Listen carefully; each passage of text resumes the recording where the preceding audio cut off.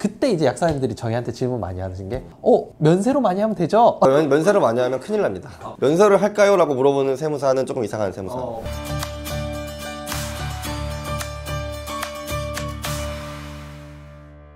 이번 시간에는 약국 부가세에 관련돼서 좀 이야기를 해보도록 하겠습니다. 왜 우리 약국은 부가세가 좀 많이 나오고 자기가 아시는 약국장님들은 매출은 비슷하거나 오히려 내가 매출이 더 낮은데 왜 부가세가 더 많이 나와요? 이런 질문들을 정말 많이 하십니다. 또 두 번째 질문으로 하시는 게 어떻게 보면 경업사업자긴 하지만 조제행위는 면세행위 아닌가요? 근데 왜 부가세가 나오나요?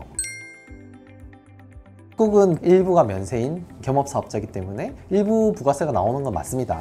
근데 그거는 이제 정확하게 말씀드리자면 이제 우리 흔히 아는 이제 조제약국일수록 당연히 면세 비율이 높고 일매약국일수록 과세 비율이 높으니까 현실적으로 일매약국일수록 부가세가 많이 나오고 조제약국일수록 당연히 부가세가 안 나오는 뭐 그런 형태로 돼 있죠. 매출이라는 그 숫자랑 상관없이 우리 약국이 과연 과세 비율, 그러니까 일매 비율이 얼마나 되냐, 그게 사실 부가세의 핵심이라고 말씀할 수 있습니다. 맞아요. 간단하게 약사님이 생각하자면 내가 일매 마진이 얼마 났는데 일매 마진이 월세나 기타 비품이나 이런 걸 커버하고도 남았다. 그런 부가세가 나옵니다. 우린 인건비가 많아서 당연히 부가세 안 나야 되는 거 아니야? 뭐 이렇게 생각할 수 있는데 인건비에는 부가치세가 없어요. 그러니까 당연히 빠지고 이 부가치세가 나오는 매입의 형태인 뭐 월세, 아니면 뭐 기계를 샀다, 아니면 제가 식대를 많이 써요, 비품을 많이 샀어요, 이게 다 커버되고도 일매가 마진이 많이 남은 거예요. 그럼 이제 부가세가 나옵니다.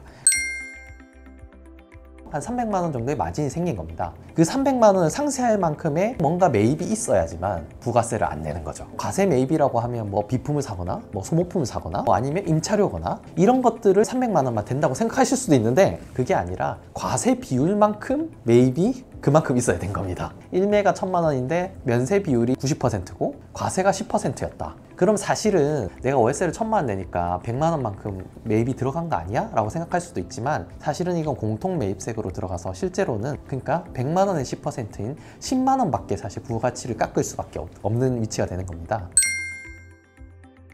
과세 면세의 개념이 뭐냐부터 좀 설명을 드리면 좋을 것 같은데, 일단 종합소득세 5월 6월에 내는 종합소득세랑 과세 면세는 아무 관련이 없습니다. 우리가 흔히 아는 뭐 과세 면세라고 하면은 소득세도 면세가 되는 거냐 뭐 이렇게 착각하시는, 오해하시는 경우가 있는데 그건 아니고 면세라 하면 부가세가 면제가 된다 라는 거고, 당연히 부가세도 매출 빼기 매입, 매출세액에서 매입세 공제를 한 것에 대해서 이제 부가세 세율을 곱하는 거기 때문에 매출도 면세, 매입도 면세, 이렇게 됐을 때 실제로 부가세를 안 내는 효과가 있는 거고요. 또 그런 질문도 하세요. 세무사무소에서 매입장 따로 만들어가지고 매입장 엑셀로 약국에 보내면서 이거 과세 매입인지 면세 매입인지, 즉 조제 매입인지, 조제에 쓸 전문약을 사신 건지 아니면은 일매로 파실 일반약이나 뭐 외품이나 건기식을 사신 건지 표시해달라고 하는데, 면세 매입으로 하면은 세금이 덜 나올까봐 애매하면은 면세로 이렇게 하시는데, 매출 빼기 매입 곱하기 세율이 세금이라면 매입에서 빠지는 거기 때문에 오히려 세금을 많이 내게 되는 과세 매입이 더 유리합니다. 대표적으로 오해하는 게 면세면 부가세가 안 나오는 거구나.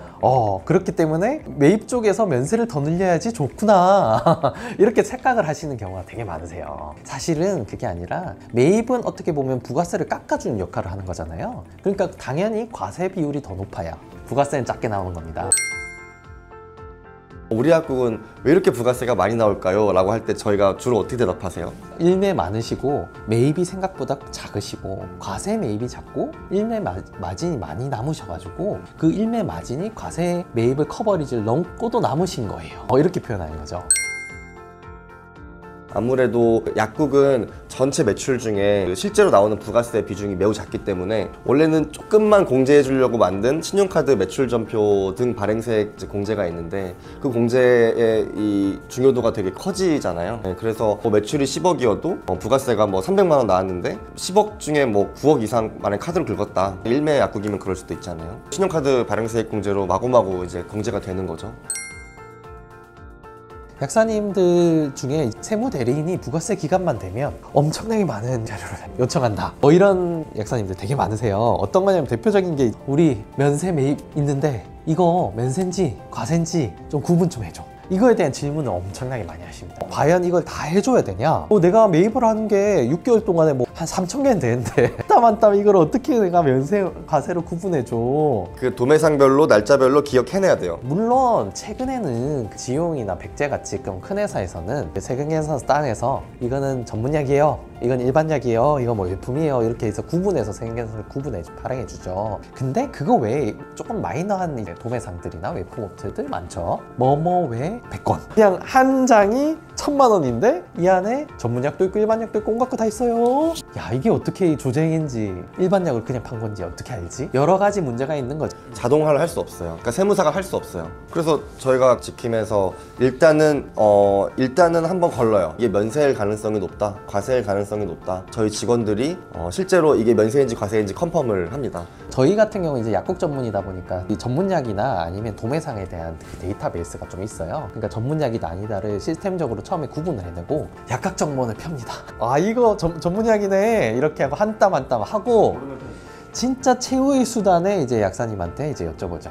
약사님이 조금 편리할 수 있도록 약간 전문가적 판단을 조금 더 하는 거죠. 감성세무예요, 감성세무.